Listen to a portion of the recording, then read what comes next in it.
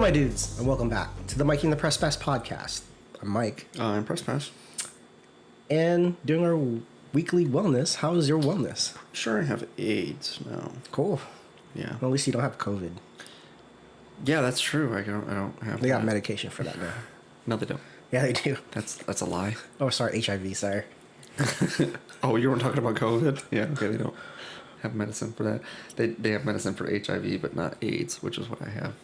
That's very unfortunate. Yeah, just sprang up out of nowhere. Oh, just straight up AIDS.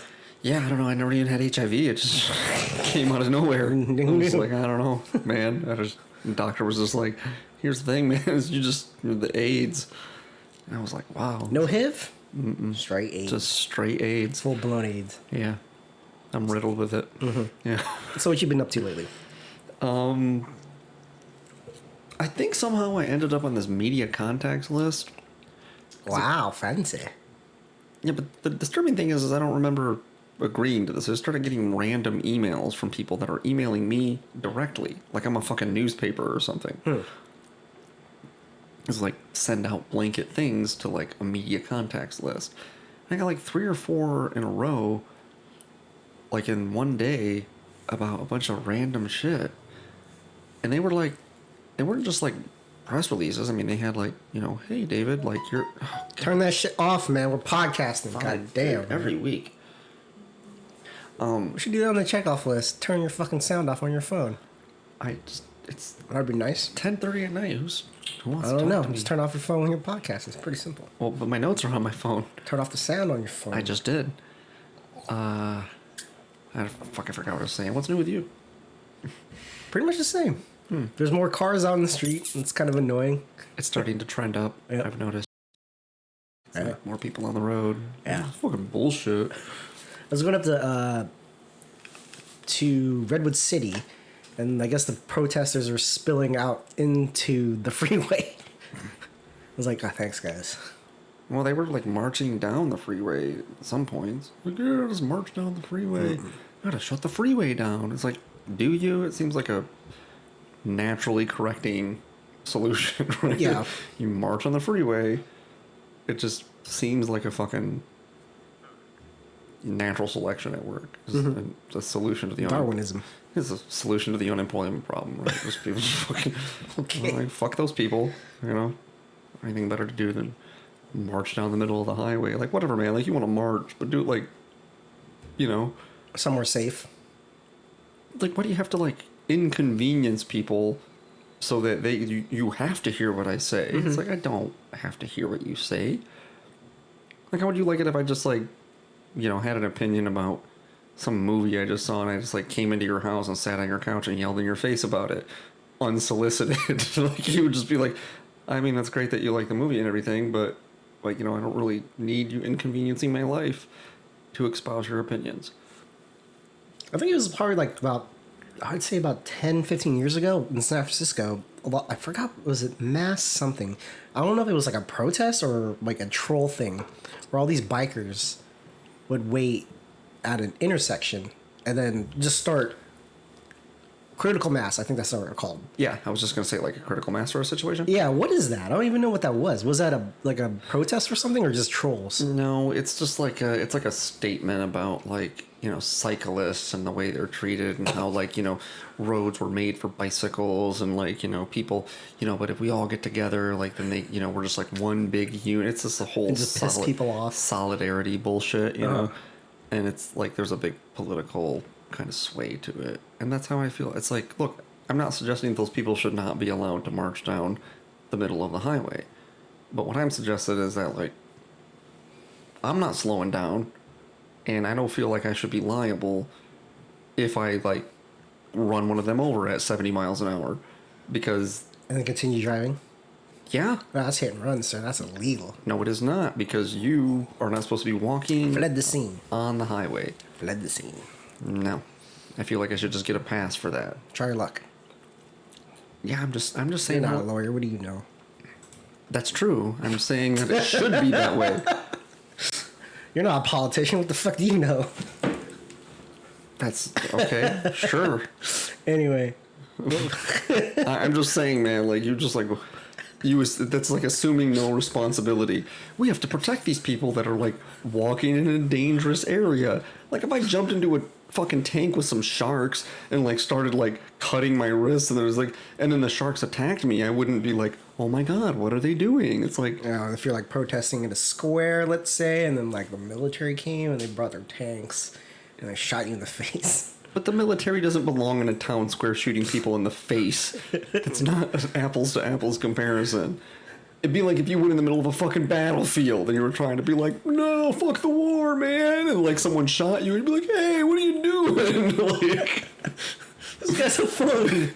yeah, like, what's happening? It's unfair. Like, that's what the highway is for. It's for driving at high speeds. There's a reason it's dangerous to walk on the highway, and there's a reason like how come you should get fined. I would think there should be some sort of like penalty to putting yourself in like a dangerous situation. Like if I went and tried to climb a power transformer or something, they're not just going to be like, we'll just let that guy do it because it's freedom of expression, right? Like no, sir, it's dangerous and there's liability there. I remember this story I told you off podcast where we were practicing in this open space. It was Silver Creek Sportsplex, and they had like mats there, and it's caged off. Mm-hmm.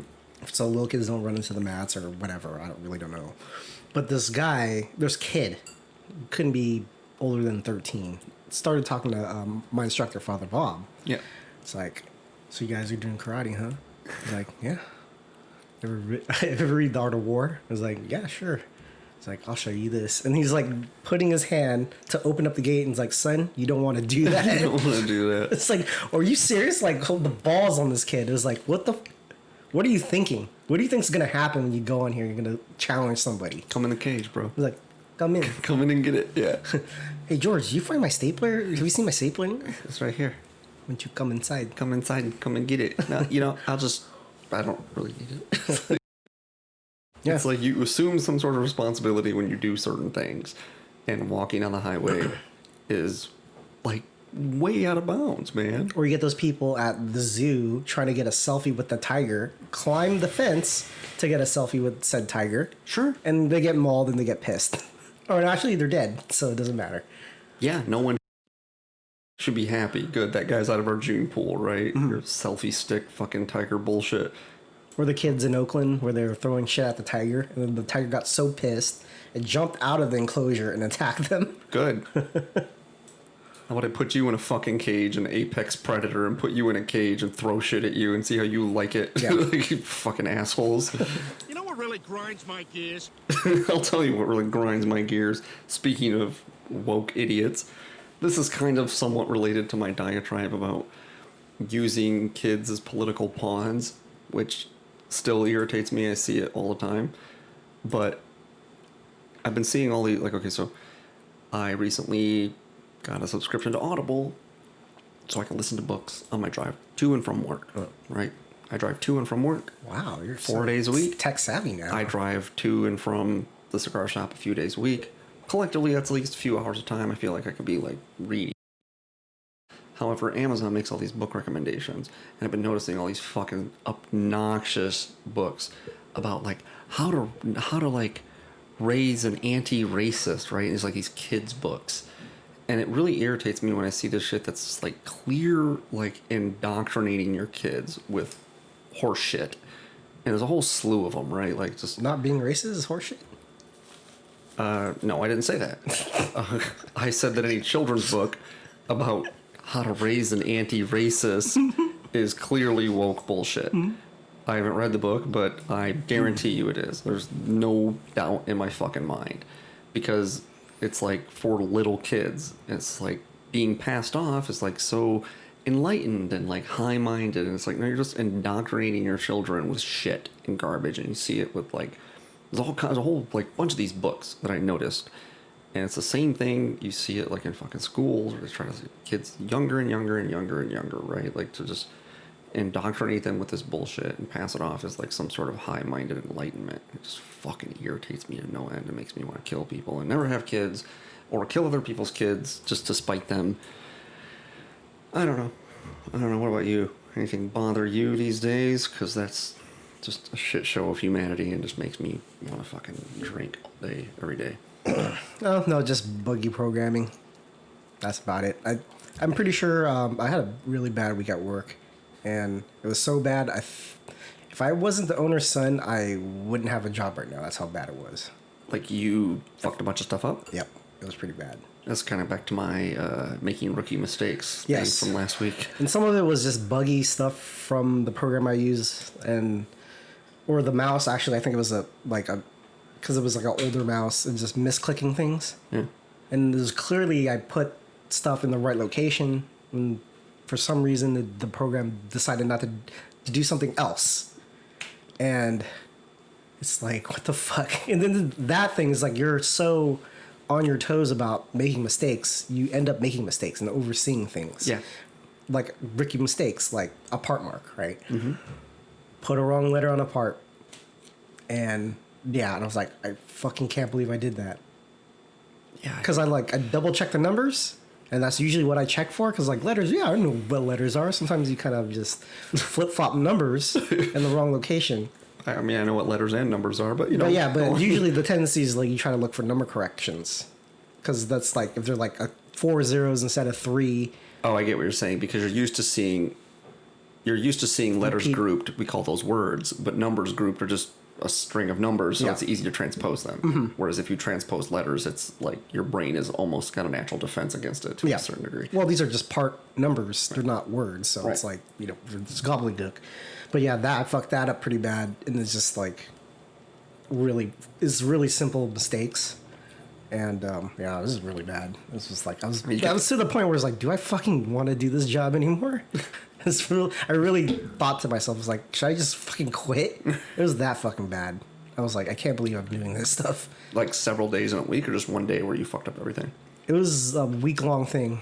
It was just like fucking things up constantly. I was like, what the fuck? He's got the yips. Yeah, this is dead simple parts. Like they're basically squares, or it's an L shape, and 4 holes, and that's it. And then another thing with like, I send the part to the QA, I get the thumbs up, I run the parts, right? And then all of a sudden it's like, well, there's installation for something else in here, so all these parts are scrapped. I'm like, fucking kidding me?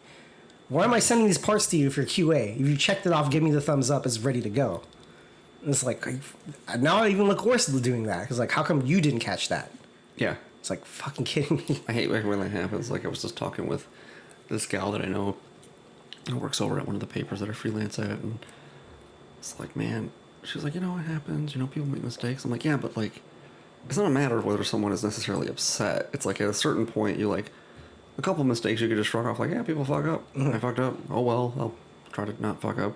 And after a certain point, it's like you're letting yourself down. Yeah. You're just like, I just like, why am I doing this? Mm-hmm. I just like can't get out of that. Like, you try too hard to like not make mistakes, and then it's like you see something on the road and you overcorrect, and you end up skidding out and crashing to the divide instead of just making a simple correction. Yeah, I feel for you. That's the fucking worst thing. Yeah, like it's just like that's part of the reason that I went on that whole diatribe a week or 2 ago or whatever it was. Just like making rookie mistakes is just like, because you can't just get mad at other people about it. No, it's all like at a certain point you're just like, I fucked up, and I don't know why I fucked up. It just seems out of my control that I fucked up. But that's a cop out to be like, it's not my fault that I fucked up, because who else's fault is it? It's a fuck up. And it's like, okay, well, what did I do? Why did I do that? I don't know. I think that's the biggest problem with it, is you don't know why you make the fuck up. Sometimes you can look at something and piece together, like, oh, I see what I did. Like, I had 2 numbers in my head, and this one went in this pile, and that one went in this pile, and I just swapped. But sometimes that isn't the case. Yeah. Like, why did I write that? Like, I know that's not like a thing. It's not this thing. It's not Mr. Brown. It's Mr. Black. Why did I write Mr. Brown 12 times in a row when it's pretty clear that I should know better? Yeah, man. I don't know. Well, tomorrow's another week, I guess. Yep. Overrated, underrated. I was watching Dolores Claiborne the other night, and I would venture to guess overrated or underrated. Exactly. Whoa. No, it's underrated. I don't know. I don't know who that is. It's a movie. It's a movie based on a Stephen King book, and it's really good. Like, I haven't seen it in years. I don't know why. Actually, I do know why I watched it, because we watched Misery the other night, and Misery is also very good and an underrated movie. And it has Kathy Bates in it, and it's based on a Stephen King book. And I don't know if I would consider it underrated. Everyone mentions that as like one of the great like Stephen King like movies, at least. I don't know about book. I'm not really sure. Well, he doesn't really have a lot of good books, but yeah, that's to be fair. I mean, Guy writes a lot. But They can't all be winners. But Dolores Claiborne is probably almost as good as Misery. And it also has Kathy Bates in it. She's also fantastic in it. And I don't know, I was just watching it the other night and watching it a long time. I was like, I'm kind of in a Kathy Bates kind of mood. I like Kathy Bates a lot. And she's probably better in Dolores Claiborne than she is in Misery. Very different character, though. But it's another movie based on a book by his that has no supernatural elements. So it's kind of like Stand By Me or Shawshank Redemption or whatever, which tend to be the better adaptations of his stuff. And it made me realize, too, I was watching that movie, and I was like, man, the thing that Stephen King really does well, that gets lost among all his supernatural gibberish sometimes, is he really writes things about childhood trauma well. I wonder if he had like a really fucked up childhood. I don't know, maybe he did, but like he writes childhood trauma well. It's in It, it's in Stand By Me. It's just like a theme that runs through a lot of his stuff, and I really wish there was more things like that, where it was like, I mean, like, I like It, and I like the whole, there's like a supernatural element to it, but it seems like he always just introduces some sort of wonky, fucking weird concept, and it always goes off the rails. But when he's writing about, like, dealing with the ramifications of childhood trauma, and, like, coping with that as an adult, or the carry forward, and the kind of, like, demons that gives you, and makes you for better and worse, his writing, or his concepts are really good. And this movie has that in spades. And so it's a pretty solid movie. Pretty underrated. I don't know hardly anyone else that's even seen it. So what else have you been watching? Well, I haven't really been watching a lot of stuff lately. I watched that movie, and then I watched The Red Balloon last night, which is like this French short. We watched that, Dolores Claiborne, and it's kind of a Debbie Downer of a movie. So, like, we watched The Red Balloon, which is like this short from the 50s. It's like this uplifting, kind of whimsical story about this boy who has this balloon, and the balloon is, like, sentient. And he realizes that the balloon is sentient. So, I think I've seen this movie, yeah. Yeah. He has little adventures with the balloon. Yeah, I've seen it. Super adorable, right? It's, like, super heartwarming and all that. So it get popped in the head? Yeah, of course. I mean, how else would it end? Yeah. Actually, yeah, so that happens, but then, like, the balloon gets popped, and then all the other balloons are, like, sentient in the town, and they all come together and, like, coalesce around They like him. start static electricity and shock the kid for killing the balloon.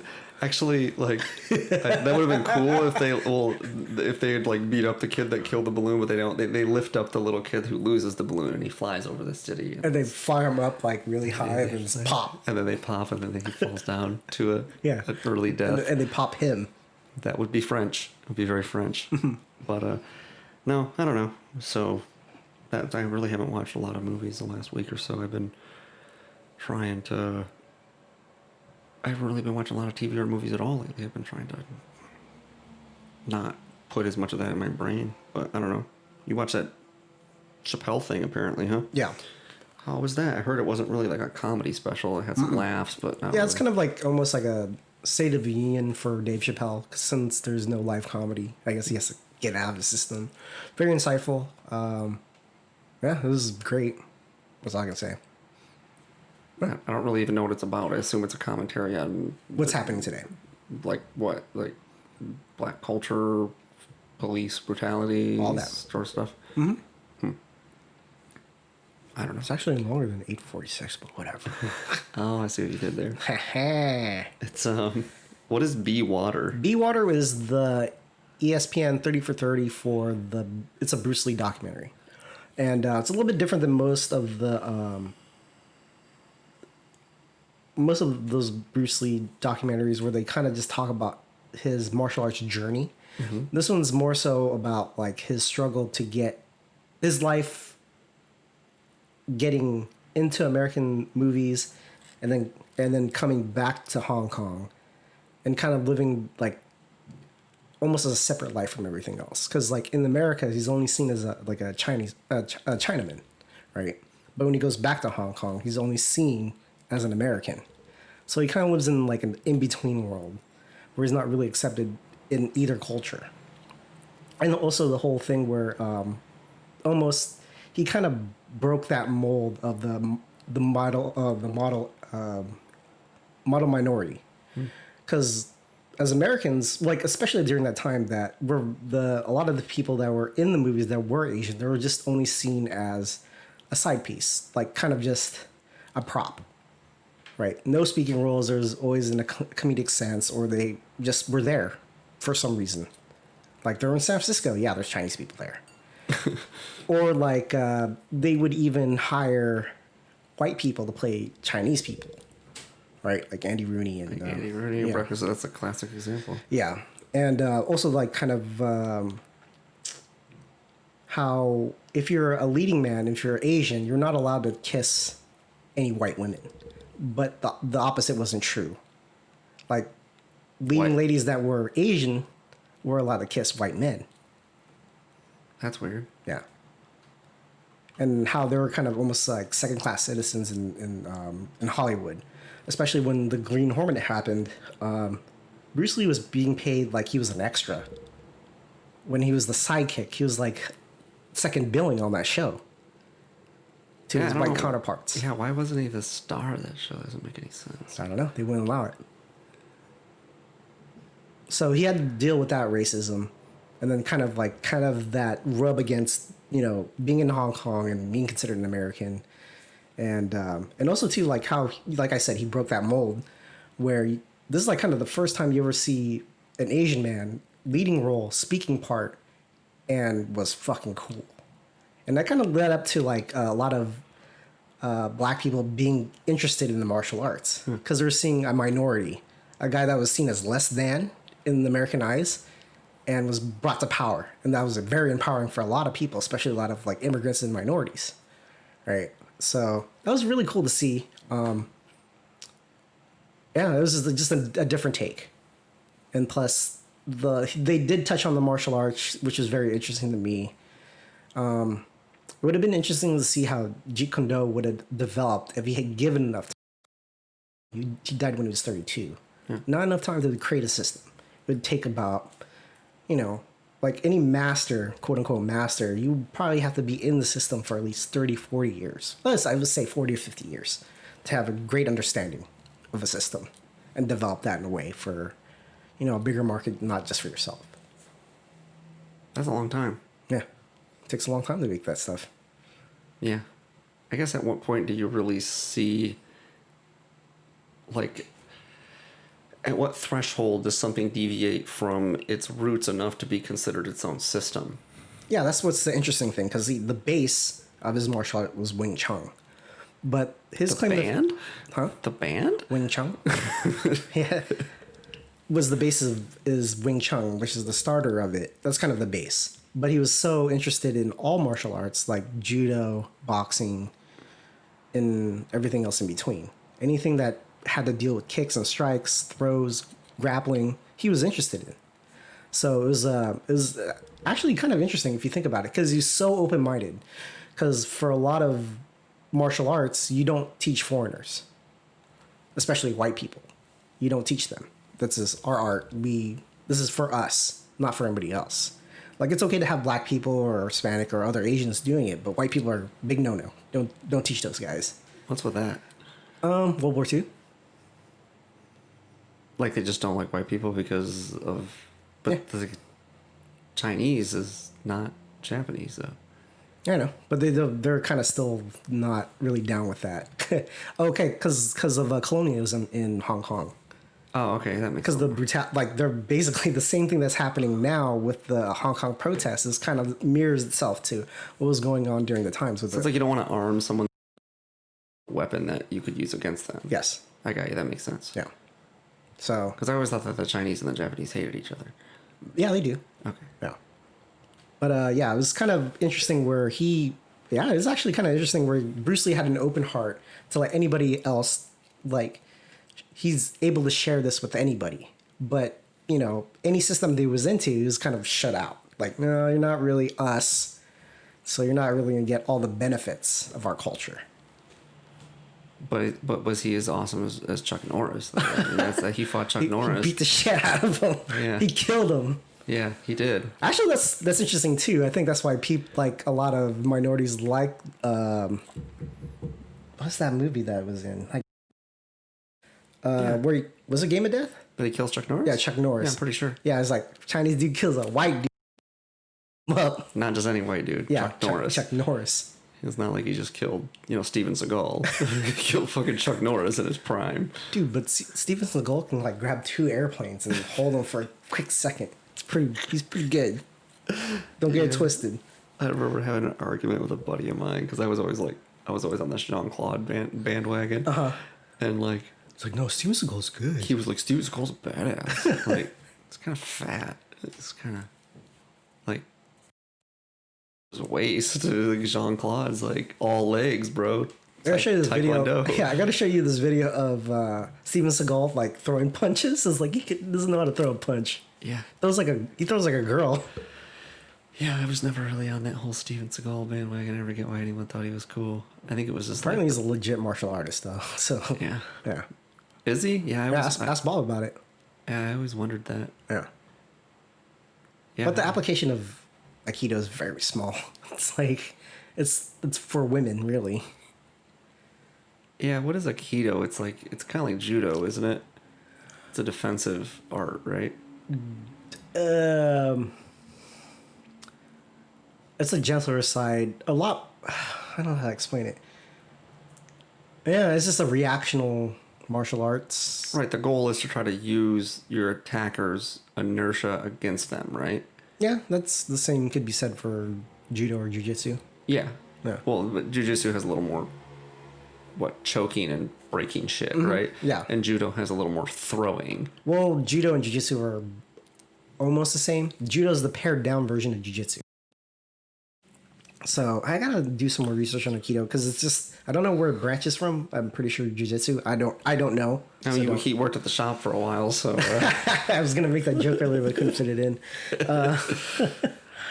Anyway. Yeah. I've been reading or listening to the Federalist papers too, actually. It's kind of interesting. I'm kind of going back to that. Mm-hmm. Listening to it on in my car. So, it's interesting. Does the guy have like a lot of gravitas when he talks?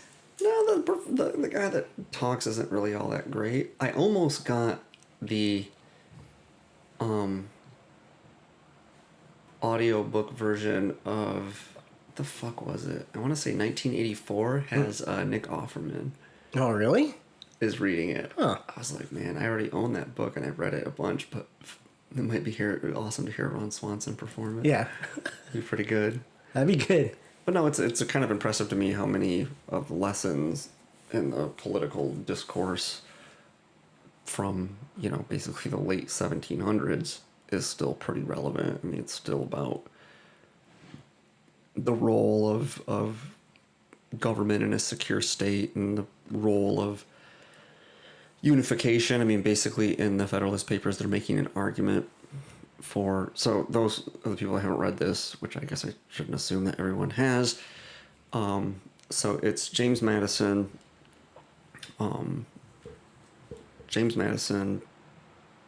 what's the other guy? He's another one of the founding fathers. Alexander Hamilton, and John Jay.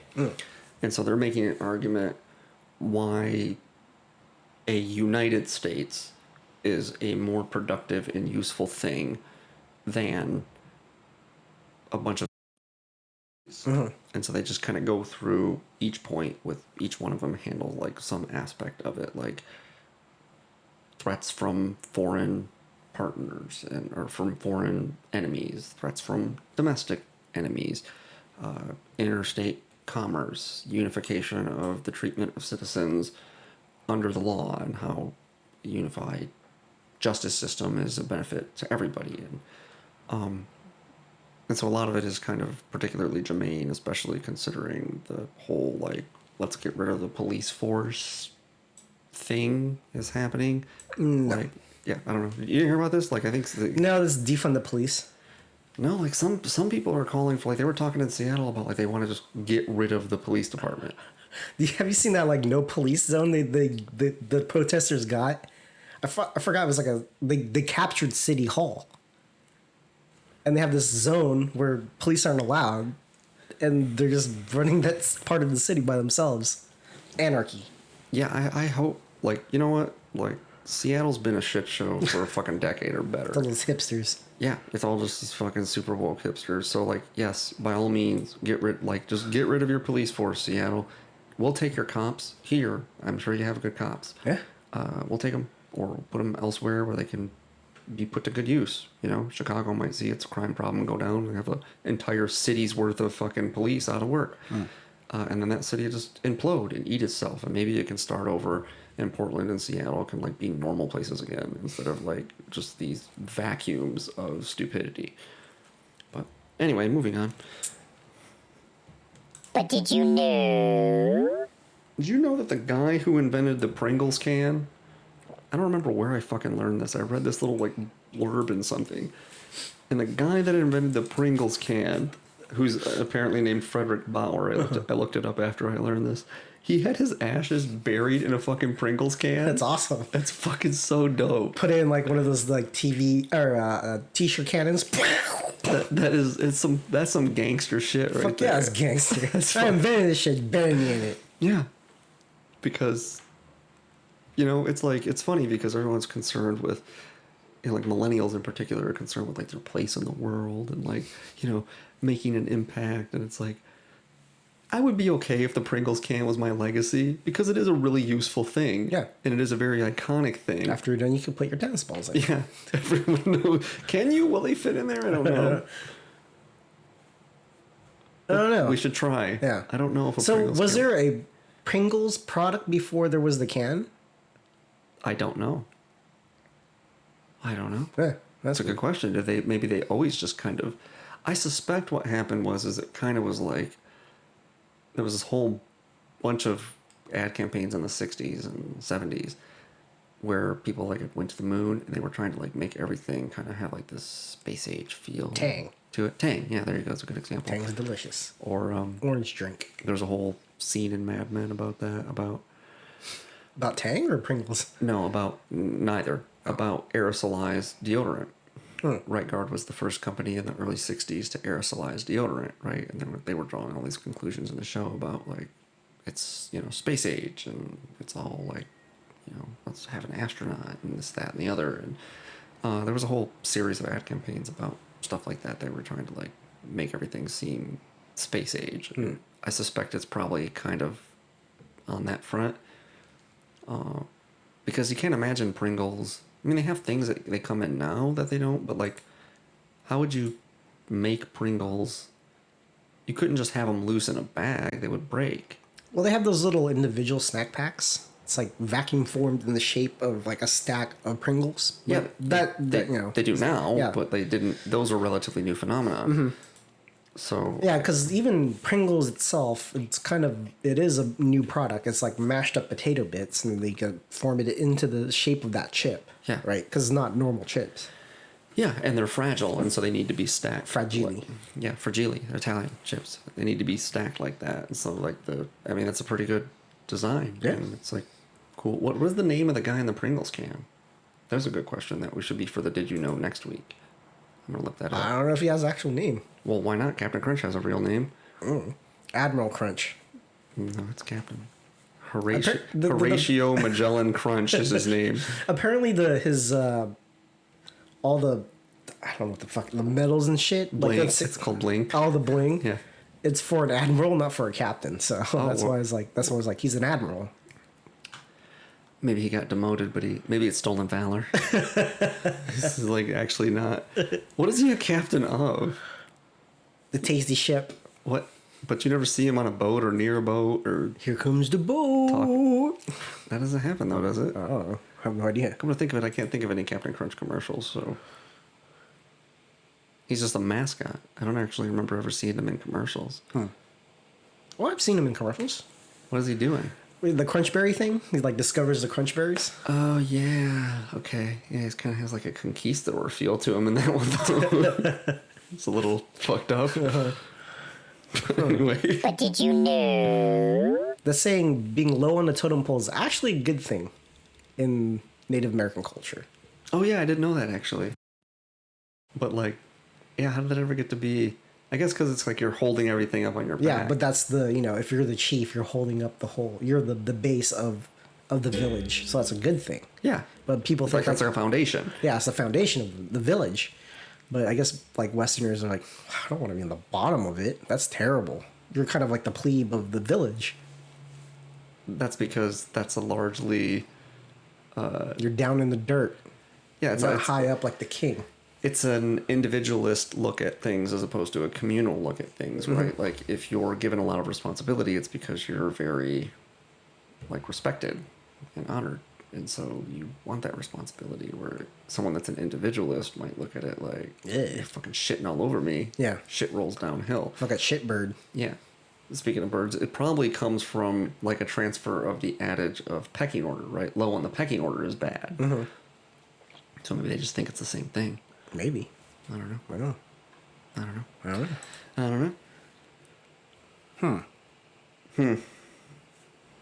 What do you got for science, religion, morality, and philosophy? I was talking with my buddy Devin last night, and I mean this could also go into something to think about. Something to think about category. Here space goes with something to think about. You should really put those things in the right order so I can play the right clip. Put what things in the right order? Oh no, I mean it is a question of morality, right? But Yeah. you know, But it's something to think about. I don't. Well, everything. Well, maybe you should get rid of that and just put something to think about for the rest. I like having. That's something to think about. Whoa. But no, it is a question of morality, but I just don't know that I have an answer to it. So maybe it could just be something to think about, which is so if you started hanging out with a gal, or I started hanging out with a gal, or one person, human with a penis, or it doesn't have, it could be one even, started hanging out with someone, and you tell them, I am not interested in you romantically, and you know that they aren't interested in you romantically, and you continue to hang out with them. And, they're nice to you because they like you, and maybe they're inclined to do you favors, and you let them do you favors, sleep on their couch, borrow their car, borrow money. Wow, that's a really good friend. Whatever. Do you think that it's wrong to continue to foster that relationship when it's pretty evident that they're interested in you sexually or romantically, and you have made it clear? Yeah, that's a hard thing because you made it clear, right? So it should be even Steven, but are you leading them on? Is there like, oh, maybe there's hope? See, that's kind of what I was getting at is, on one hand, men think about things in a certain way. I was direct about this situation. We're not talking about a situation where it's like, hey, you want to come over and have sex, and you're very direct about that. And then if the gal comes over and doesn't want to have It's like, sex, so you want to like have grab some breakfast after? it's like, no, I just I was clear with you. But we're talking about a situation where you say one thing, but your actions kind of communicate another thing. Most people don't you try to take people's actions as more honest. So if you tell a gal, I'm not interested in you, right? But you continue to let's say, for instance, you met them on Tinder, and you just want to be friends with them. That's a weird place to get friends. I agree, but let's say that happened. So Who fucking does that? I don't want to name any names. So weird. So you swiped right on them on Tinder. I was on Grindr. I'm not really down for butt sex. I just want to hang out with some dudes. Well, I'm down for butt sex, just not with dudes. So you swiped right on them on Tinder. You start hanging out with them. And you're just not clicking. You like their company, but it's not a sexual thing. You tell them, I'm not interested in you. You crash over at their place. They let you borrow their car. Like, at some point, you're hanging out with them and you're, like, continuing to be around them. You have to think that person thinks maybe something will change, or maybe they obviously are attracted to me, right? They're spending time around me. Like, even if a chick... Well, it's a very, very, like, a situation that you see all the time, especially with like younger people, is that they get friend zoned really hard, and they continue to, and like it's usually the roles are reversed, right? It's usually the dude has a crush on a girl, the girl's really not really into him, and for some reason they hang out all the time. And the whole rom-com trope, right? Yeah. Of the best friend that's really in love with the girl. Yeah. It's super pathetic. Yeah. But if you made it clear to said person, if you were hanging out with some chick and this has happened to me before, where I started hanging out with some gal, and I let her know I was interested in her, and she was like, "Ma, I don't really like you like that." Peace. And, yep. And she's like, "What I like to say friends." I'm like, "Yeah, I don't do that. Yeah. I just." Oh yeah, you're really the big believer of men and women can't be friends. I guess it depends. Like, I don't think men and women can be friends in the way that men and men or women and women can be friends. Like, if that's how you define a friendship, is like a friendship you have with your guy buddies, I don't think it's ever the same. It's never an apples to apples comparison. In some way, the fact that your parts match looms over the relationship. I don't think it means that you can't have a meaningful connection with another person. I have some gal pals that are like, they're non-sexual friends. But Big sis, little sis. But we're just not friends in the same way that like you and I are. You think there should be like a disparage, or there should be a difference in age then? Like if it was like you would see a woman as like a mentor in certain field that you have, so it's not really like if. But would you consider a mentor a friend? I mean, they're different things, right? Yeah. You think of them in different ways. Just like mentor is different than a friend, is different than a lover. I mean, it doesn't mean there's any lack of affection. A friend is somebody of a certain stripe, of a certain commonality and certain interests. And I just don't think that men and women can really be friends in the same way that men and men or women and women can be friends. And so, like, that's how my baseline, my benchmarks for friendship are the friendships that I have with men. And so when I compare any friendship that I've ever had with a woman, it's not the same. It's not an apples to apples comparison. There's always like some different dynamic. And as that intimacy grows, that dynamic often resembles a romance without sex. And so that's just brother-sister relationship, and that's not really the same thing as a friendship either. I mean, it's just like, like you would like, okay, so like if I had a gal pal or whatever, and you and I would never watch a movie and I would like lay with my head in your lap, right? But a guy and a girl that are friends, that would be perfectly acceptable. Really? Yeah, I know plenty of men and women that do that, even if they're not romantically interested in each other. That's so weird. I would never do that. Right.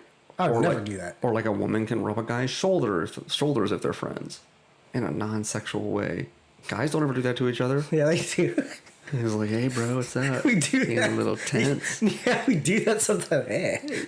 Yeah, but to be creepy and weird, like to fuck with our friends' sense of boundaries in like this weird way. Or pull the Houdini, like have their girlfriend rub their back, and then you like start rubbing their back. It's like, "Hey, bro, you kind of tensed in here."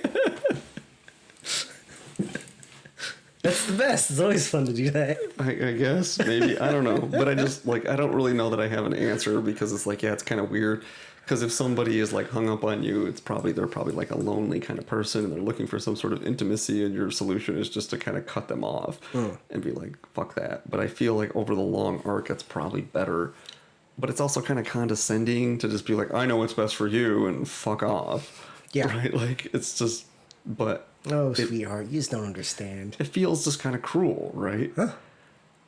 I don't know.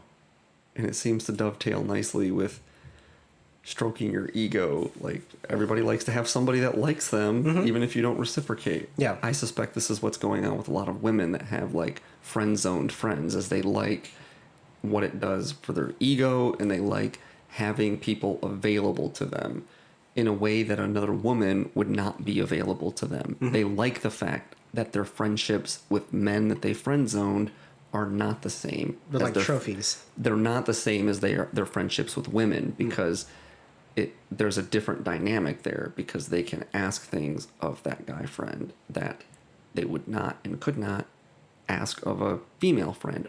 and they confide certain things and talk to them in a certain way that they can't confide in and talk to their female friends in that way. And so it's just like, that's how it goes. But I don't know. It seems fucking weird to me, and I don't understand people that do it. And it leaves me feeling kind of icky if I were doing that. Like if some chick were just like fawning all over me. Not that they ever do, but you know, if some horrid Hunchback of Notre Dame sort of chick was like hung up on me, and I was like, oh, I'm sorry, I accidentally swiped right on you on Tinder and gave you the impression that I wanted to fuck you by hanging out with you, but I really don't. But I'm just going to keep hanging out with you anyway. It just feels like a punch in the sack. You're so great. Shut up, baby, I know it. Shut up, baby, I know it. But anyway, so you got more on Fight Island, or is it just left over from last week? Oh, no.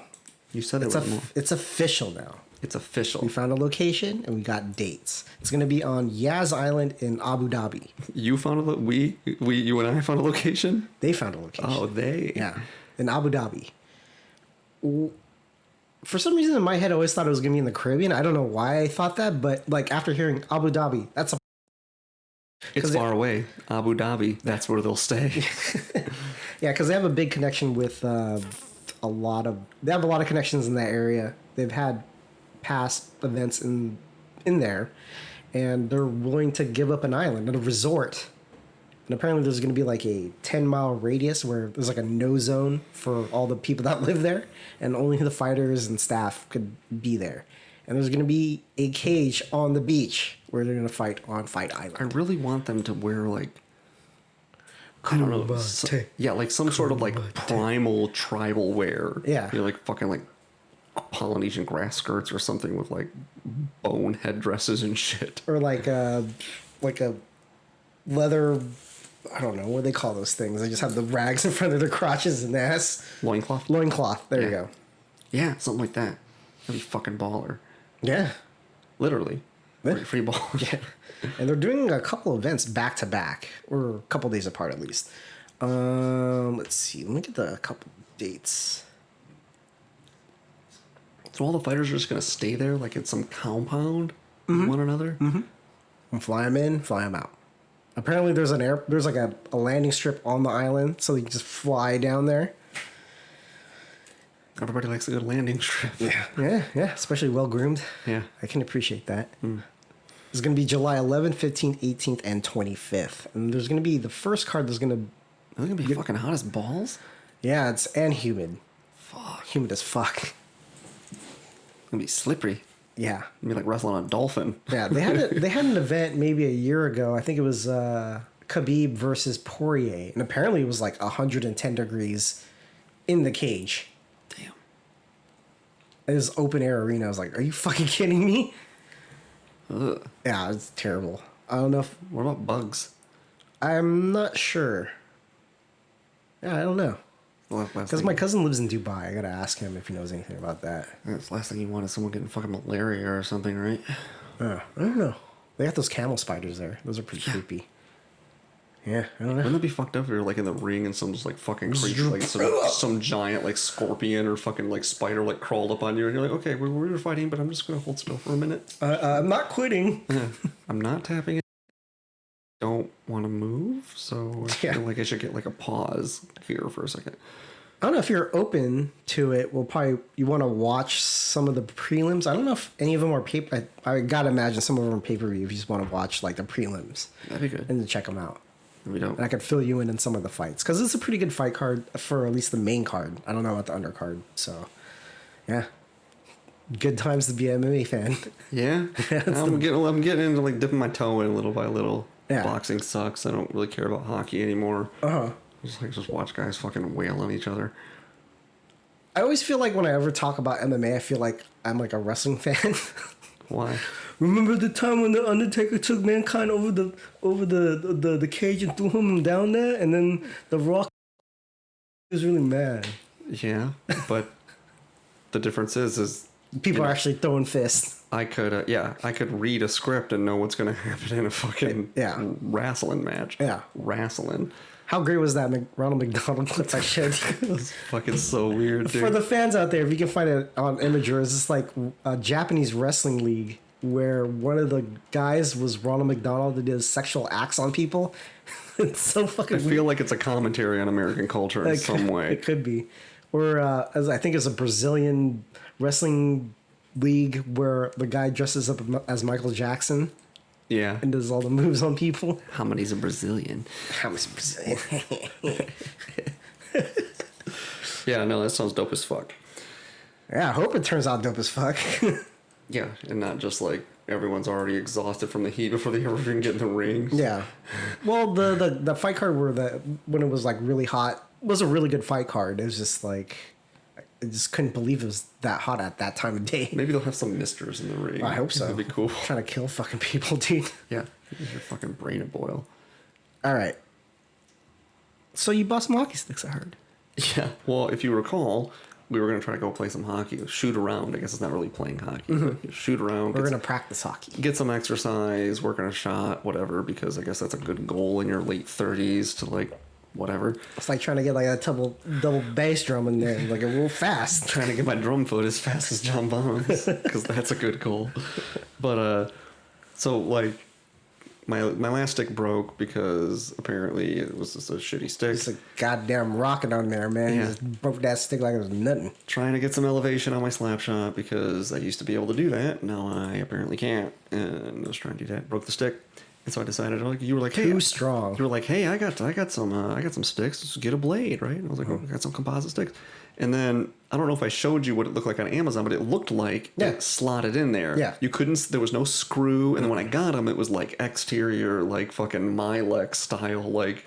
Oh, I forgot my legs. I remember that. Yeah, those blades that Yeah. would like, and then the remember the stick was kind of like those old shitty recycled pencils. Yeah. It was like that kind Yeah. of like particle board wood. It's like the shit that you would get in PE class. Yeah. So I was like, fuck, all right, well, that's not going to work. And then I got all like disenfranchised, but then I don't know, I was talking with Devin last night about hockey and stuff. And Spark that fire in you. yeah, it's like, I got to get some fucking, because I was showing him my skates. That's what it was. He was like, oh, these are pretty good skates. I'm like, yeah, they're all right. You know, I was like, come to think of it, I should use them more because I just fucking had them. And I used them like 5 times or whatever. That's been over a year, right?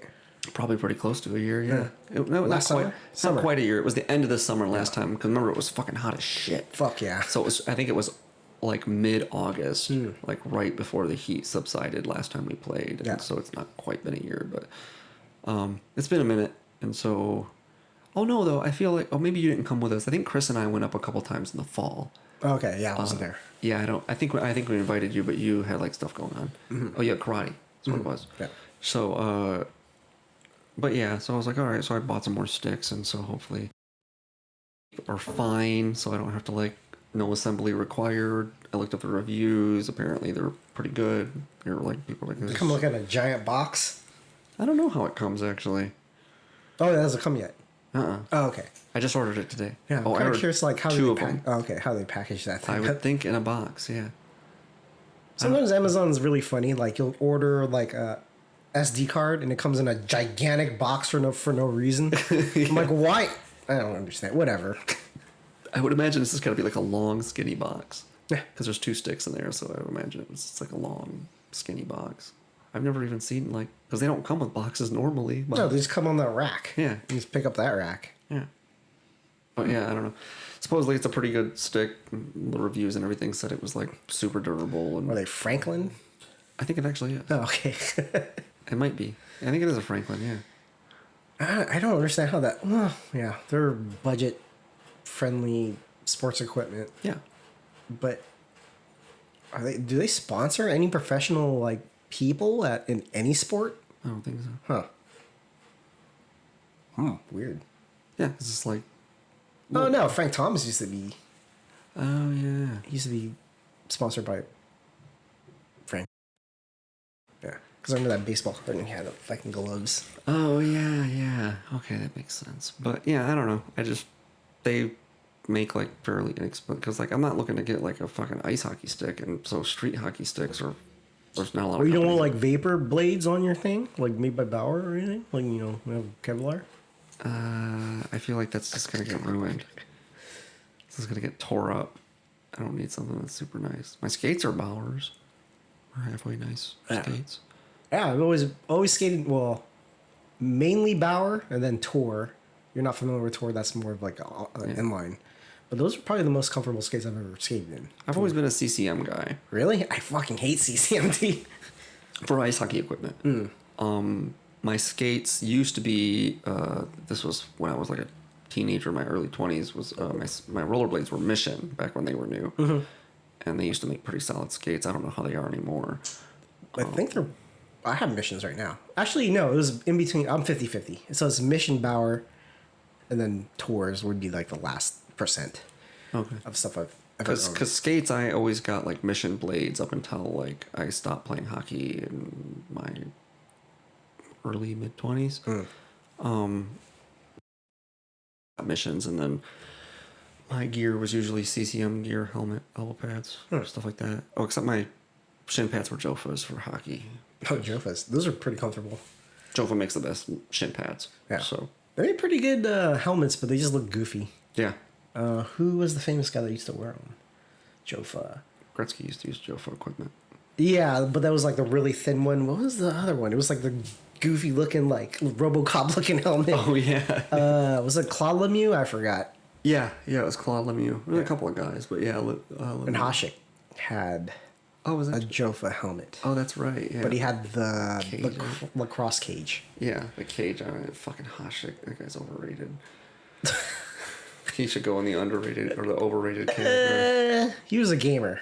I'll put it that. Fucking overrated. That guy was insane. This is like insane fucking reflexes. But he put himself in too many like iffy situations to make him make those great saves. It's Yeah, like, once you just play a position, you'll be good. Yeah, that's what I'm saying. He's Yeah. super floppy. Yeah. He's just like, ugh. That's like, and goalies like that don't have any longevity. It's Yeah. the reason he was great for like 4 or 5 years. But he's like, no, Ed Belfour, Patrick Waugh, Marty Brodeur, like those guys are like workhorses. Ain't no Urbe, man. Yeah, Urbe was a little floppy too, but you know he was a pretty good. He had a quick blocker. I remember that about Urbe. He had a good blocker hand, but you know everyone just shot stick size or just shot glove size. It's like, oh no. Getting undressed. Oh, got anything else? That was all the notes I had for this week, man. What else you got? Anything else? Or how are we doing on time? We're doing. Damn, son, where'd you find this? I found it. I don't know. Well, you found this podcast right now, so I hope you continue to listen. Thank you for all those 20 people that listen. That 20? Well, I just one of thought them we did got 20. I just thought it was like. Actually, our numbers went down when you don't post anything about the podcast, so you are an influencer for some reason. Wow. It's like a difference between 7 and 10. I gotta look at the numbers, but it's like more. Nice. So- well, hey, man, it's like a 100% increase or whatever. So Yeah. More emails if you can. Shit. yeah, I don't know. Okay, yeah, I will remember to post to remind people, and you know, yeah, I post on the night of, but it was just. Oh, and for next week we're gonna do the second block of the mega block of season 3 of Sopranos. Yes, we are going to get. It's for the through people season- that do listen. and care about Sopranos. Yeah. Just like 3 of you. But yeah. Also, stay tuned. We might be a guest star on a different podcast. Yeah, that'd be fun. I don't know if we'll talk about it later, but it'd be interesting if we do cross promote with each other. Yeah. We'll post that one. I don't know. It'll pretty much all be D&D related. Yeah, that'd be interesting if you guys like D&D. So, I do. Yeah. I don't think a lot of. I think you know. I was actually watching like the history of Gary Gygax and him developing D&D. Yeah. It's pretty interesting because I didn't know like where did this all start, and it came from all the war game stuff. Yeah. What was it? I'm trying to remember what the Hammer or something like that. He had like it was kind of similar to Warhammer, but Yeah. it was a game that he developed before D&D, and then he basically just decided like, hey, I kind Then him taking all the stuff from like not Game of Thrones, Game of Thrones, Lord of the Rings. Lord of the Rings. Yes. And he's like, whatever. He's not that creative. He's like, just fucking I just know the mechanics. Just put the shit in here. Yeah, it's kind of an amalgam of like Greek mythology stuff and like Lord of the Rings stuff, and then there are some unique things that are distinctly D&D, but mostly it just kind of takes a page out of Greek mythology, which is like animal / person plus other animal / person, and it's It's just so like, lazy. You can see like the writing of it is like, I'm a goat hippo man. yeah. But some of it, like occasionally, like if you do enough of those, you stumble across something that is pretty fucking cool. Like I do think that the owl bear is a fucking cool animal. That's pretty cool. It's a weird combo of things, and like especially depending on the art and how it's rendered, like it's a pretty cool. It's like a distinctly D&D thing. Like an owl bear. It's like a cool. But like some of them are just really really fucking stupid. I'm a golem. Yeah. But yeah, most of it's all just ripped off from Greek mythology and Lord of the Rings. But it's an amalgam of stuff, which is, whatever. Plus, I mean, isn't that what you really want? You really want to play in Greek mythology and Lord of the Rings when you play any RPG, I would imagine, like a fantasy-based RPG.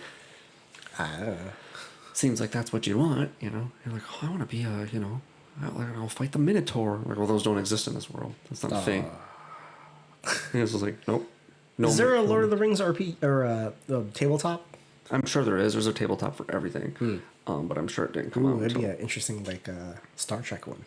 That'd be kind of interesting. They do have a Star Trek and a Star Wars. Yeah, we're talking about that one. Yeah, it's like, and it's just weird because it's kind of hard. Like, once you play D&D, it's kind of hard to lose the texture of D&D to stuff. It just feels like D&D with a different skin over the top of it. So it's just kind of like never, like the Star Wars one especially, just didn't really measure up. But yeah, there's a lot of different. I'm sure there's a Game of Thrones RPG.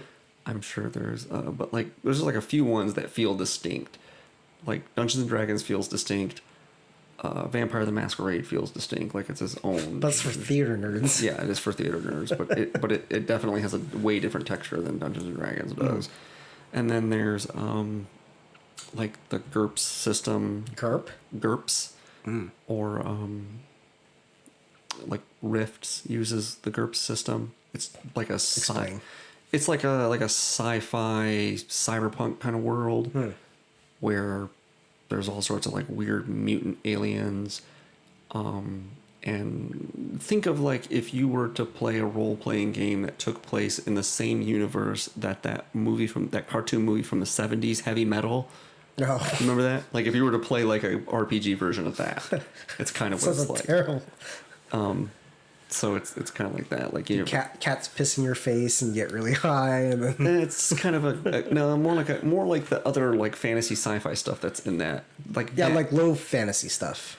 Yeah, but kind of like overlaid with like a cyberpunk element that has more of a kind of I don't know, like Neon Genesis, Gundam kind of stuff. Okay. So it's like a combination of things. Like you have like almost more like Fallout, I guess is a better way. Like kind of like a combination between like fantasy and Fallout.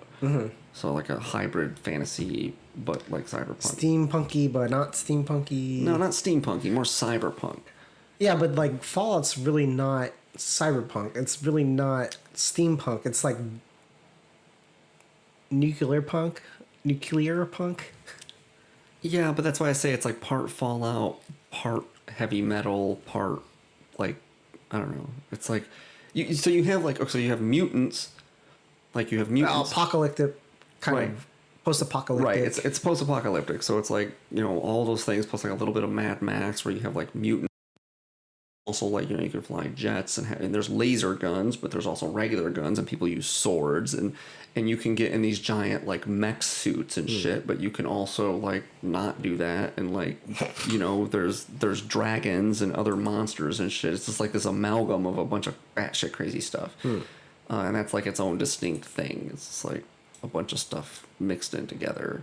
It doesn't really seem cohesive, but it is all crazy and weird and shit. So okay, I don't know. Cool.